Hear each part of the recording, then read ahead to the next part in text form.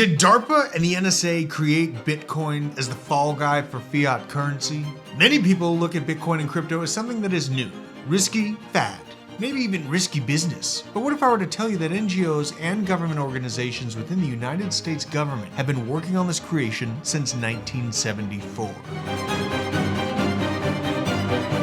Bitcoin's elaborate design and mysterious beginnings leave many questions for the casual speculator. Who created Bitcoin? Is it able to be hacked? And if what I'm about to lay out for you is to be true and the US government is in fact the creator of this monumental tech, why would the powers that be give life to a direct competitor of the world reserve currency, the US dollar? The earliest accounts of systems of the past paving the road for Bitcoin first emerged in 1974. A publication of a protocol for packet network intercommunication was published by Vinton G. Cerf. Cerf's research notably was supported by DARPA. Kind of weird, right? His work laid the foundation for many core concepts used in Bitcoin, including packet switching, routing, and error corrections. These concepts allowed for the creation of what we know now as Bitcoin in the decentralized network that can transmit data reliably and efficiently. Specifically, Bitcoin uses packet switching to break down data into small chunks that can be transmitted over the network independently. This allows for a more efficient use of the bandwidth and makes the network more resilient to attacks. Bitcoin also uses routing to determine the best way to send that data from one node to another, and this ensures that the data is delivered quickly and reliably as possible. Finally, Bitcoin uses error correction to ensure that the data is not corrupted during transmission. Without the concepts laid out in the Cerf and Kahn publication, it would have been much more difficult to create Bitcoin as it is today in the decentralized digital currency. As you can see on this timeline, many different publications and developments from then have all been aimed at the same goal: immutable, secure, and direct transactions.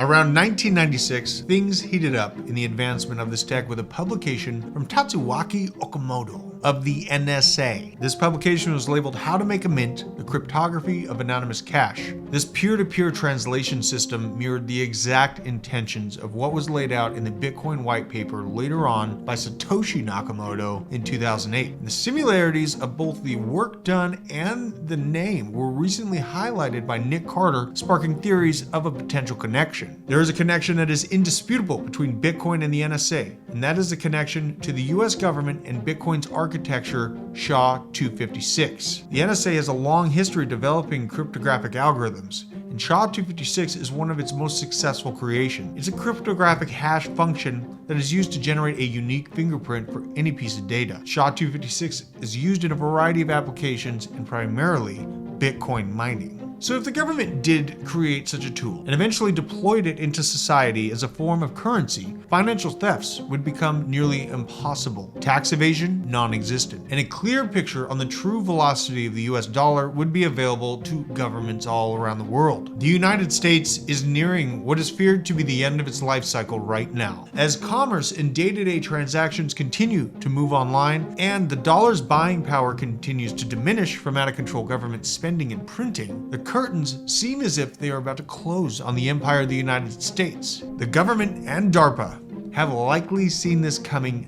decades ago, particularly beginning in the 70s once Nixon's gold standard rug pull shocked allied nations across the world into realizing that the US was headed for a spending spree for decades to come. The perfect escape out of all of this mess for the US and a chance to avert the overall loss of control around world trade as BRICS countries dump US Treasury holdings would be to create a seemingly borderless transaction system that garners the trust of the entire world once again. What do you think we are seeing right now as the Pentagon warns US lawmakers that we are running low on funds for a war in Ukraine? Why are they so intent on pissing Russia and China off until all hell breaks loose? Think about it. Kick off an economic shutdown, followed by a conflict with the leads of BRICS over the control of the worldwide chip production, and then usher in Bretton Woods 2.0. Once all the dust has settled around the world, countries that are still in existence are going to look for direction, and as nature abhors a void, they will choose the leader.